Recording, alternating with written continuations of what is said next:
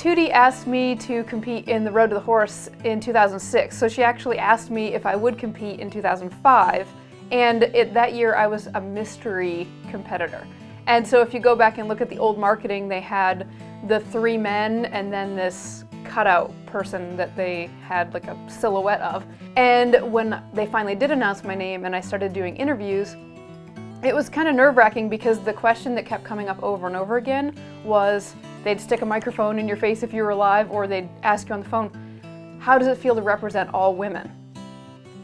And the first time that I got that question, I was like, wow, I didn't realize I was signing up for that. And they meant it in a good way because I was the first woman to compete, but it put a lot of pressure on me that I didn't anticipate. Eventually it became a joke between myself and Tootie because I called her one day and said, Tootie, I want to see on what page of my contract it says I'm representing all women, because I didn't realize I was getting in quite that deep. But I was very honored to be the first woman asked, and there was a lot of pressure. I actually start sweating just a little bit when I start thinking about it.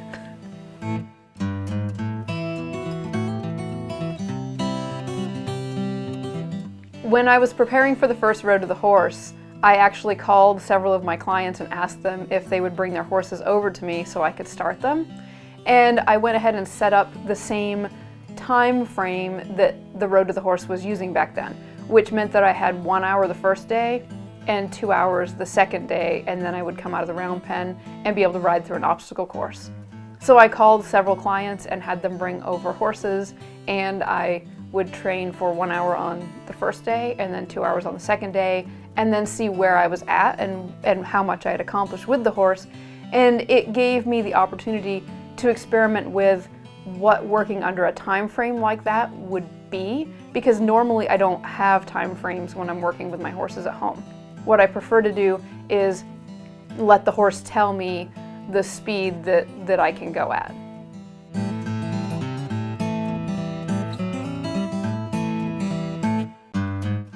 When I got to the Road to the Horse in 2006, the rules that they were using back then were they actually would take the remuda of horses, and I believe there were 10 that year, maybe 12, and the judges broke them up into what they considered to be similar groups, and they actually put the horses in your round pen. So you only had, instead of having all, it must have been 12, instead of having all 12 to choose from, they actually had 3 in each round pen. So that was different than what it is now, because now you've got a different challenge because the clinicians have to choose, they draw numbers and they choose from the whole herd. So if I want horse number 1 and somebody else wants horse number 1 and they draw ahead of me, they can take horse number 1 and then I have to take my next choice. So in a way it's still similar because I knew which horse I wanted from watching the herd, but then I had to wait and see which horse showed up in my round pen. And I think I'm gonna have to give credit to God here, because before I left church on the weekend before the Road to the Horse, a lady came up to me and she said, I know you're going to Road to the Horse, can I pray for your horse? And I was like, what? And she goes, well, God already knows which horse you're gonna get, even though you don't. And I was like, well, that would be true. I can see that. And so when I got to Road to the horse that I chose because I liked the way that he interacted with the other horses. He looked confident, but he didn't look like a bully. And so my number 1, I actually had the whole herd in order, but my number 1 horse was Popcorn, and he showed up in my round pen. Yeah, it was perfect.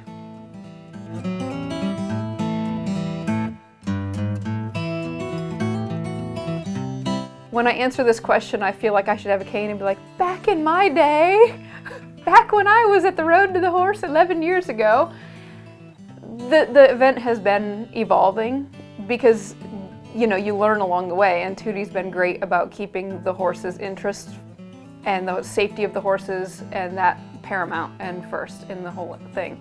Back when I competed in Road to the Horse in 2006, it was 2 days. We did 1 hour on the first day, 2 hours on the second day, and then right after the 2 hours they took down the round pen and boom, we went straight into the final coursework, which would have been the first time that we would have been outside of a round pen. Another change you would see if you were watching this year versus back then would be that I laugh because we had to take the horses out of the round pen, and the very first time we rode outside the round pen was during our obstacle course. So we'd never gone in a straight line any bigger than the round pen, and now we have the whole entire Coliseum. And so now it's kind of nice that they'll let the competitors take the horses out to the outside of the round pen and ride around in half of the Coliseum, which is really good for the horses and the competitors. When we went to saddle up our horses, we also had to saddle up in the entire Coliseum. So your horse has now exited the Coliseum with all of his buddies, gone to the back, had a little bit of rest time, and then came back out, and now there's nothing but a giant open space. And so I just remember thinking, okay, saddling, that's up next. And so thankfully I was able to get them saddled, but now they have them allowed to saddle up in a small pen. So it's just one more thing that I'm not sure you were gaining a lot by doing it in the open, but it might just be a little bit easier on everyone that you don't have to have that extra added challenge, because there's so much already challenging going on that any of these little tweaks are good. And I like that they've gone to a 3-day format now. So now they actually have 3 days that they spread the horse's workout over. So I think it's great that Tootie stays on top of what's in the horse's best interest.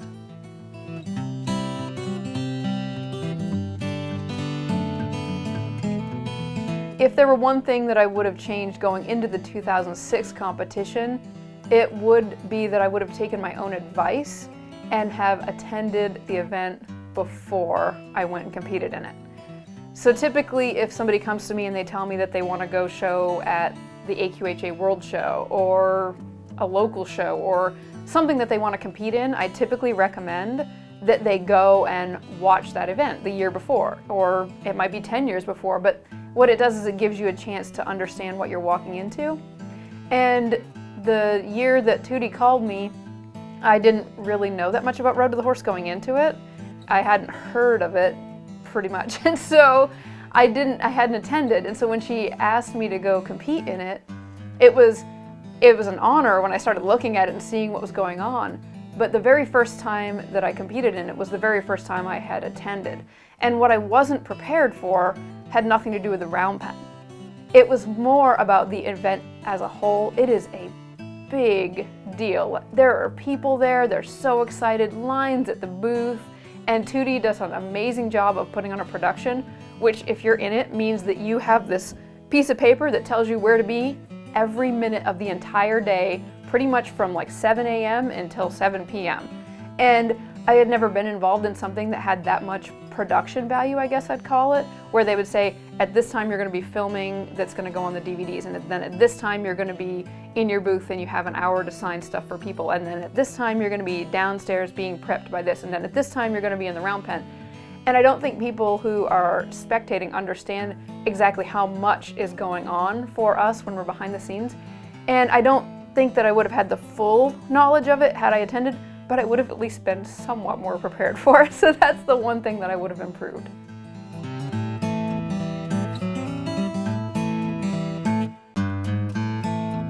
My best memory from Road to the Horse 2006 is going to sound a little strange. So you got to picture it. Everybody's wondering if I should be there at all. It's day one. We have 1 hour, 40 minutes into the round pen work. I haven't caught my horse yet. The other guys have caught theirs. One guy is riding around on his, and I haven't caught mine yet. So I don't hear much when I'm in the round pen. When you're in the round pen, the blessing is that you don't really hear that much going on outside. And so I stepped out of the round pen because you have time breaks that you need to give your horse. And when you step out of the round pen for something like that, it's easier for your brain to then hear a bunch of other stuff. And so for this moment, it's all kind of quiet and work is going on, and I hear somebody in the stands, a woman, yell, "Get going, Stacy!" And you're like, I have been going for the last 40 minutes. And so it's interesting that it would come up as kind of my best memory or my favorite memory, because what I like about it is that in that moment I felt balanced enough that even though to everybody watching it looked like I was really far behind, I knew I was doing my program.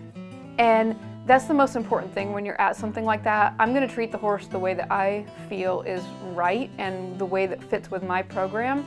And it didn't look to anybody like I was getting anything done, and I'm sure people were like, oh my gosh, if they're gonna have a woman, I can't believe they picked her.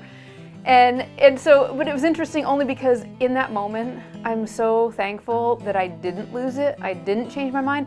I had this peace that I knew what I was doing, even though somebody was bold enough to question me like that. And for some reason, that just sticks in my mind as being one of those pivotal moments.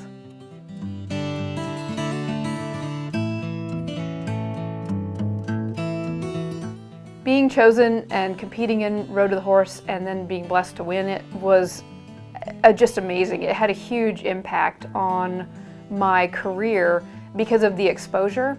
And it was an interesting year anyway, 2006, because I won the Road to the Horse in February, and then in October I did the ride that went viral with the Live Like You Were Dying ride that was bareback and bridleless at the Congress. So at times it's a little bit hard for me to separate the impact of one from the other because they both happened inside the same year. But I know that it has a huge impact because it took me out of just being a horse show competitor and kind of put me on two opposite ends of the spectrum. So you've got me doing colt starting at what they call a world champion level, and then you've got me doing bareback, bridleless, freestyle reining at also another world caliber level. And I say that just because I think the beauty of it is, what it shows is that you have to really understand the horse's mind. And to me, that's what I'm trying to convey to people when I'm teaching, and that's what I'm trying to do with my horses. I'm trying to get a level of understanding happening between the horses and the people, but that's what I absolutely love, is understanding the horse's mind.